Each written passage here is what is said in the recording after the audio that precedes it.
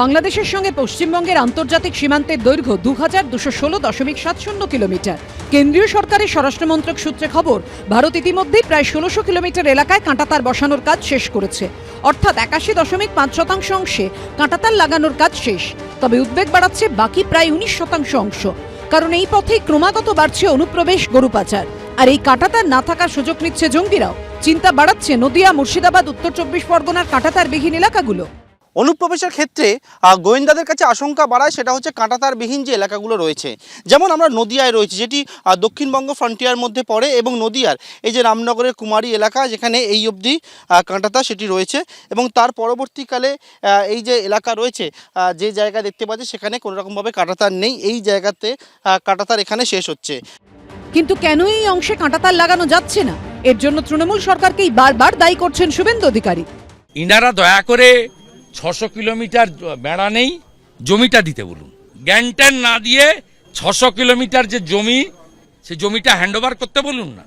2023 সালের 12ই ডিসেম্বর সীমান্ত সুরক্ষা সংক্রান্ত একটি মামলায় সুপ্রিম কোর্টে কেন্দ্রীয় সরকারের তরফে বলা হয়, অসহযোগিতার কারণে ভারত বাংলাদেশ সীমান্তে কাঁটাতার বসানো বাধাপ্রাপ্ত হয়েছে।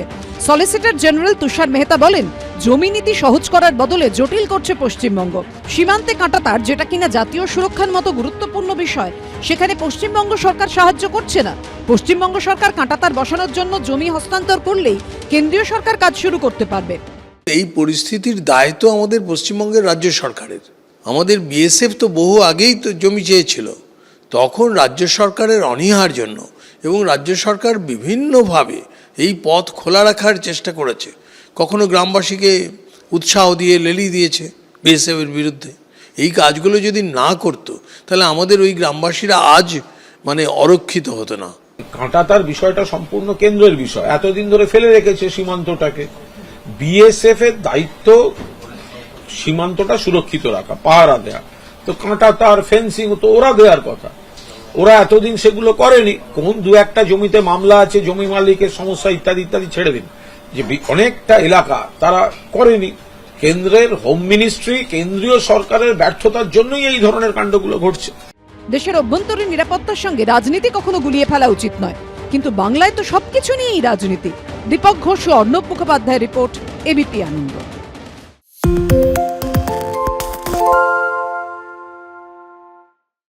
সত্য অন্তহীন, সত্যের খোঁজও তাই, সত্য সন্ধানে তাই আমরা অক্লান্ত, অকুতভয়। এবিপি আনন্দ নতুন ভাবনার প্রতীক, যা মনে মুক্ত, তথ্যে যুক্ত এবং যাবতীয় সীমানার বাঁধন থেকে মুক্ত।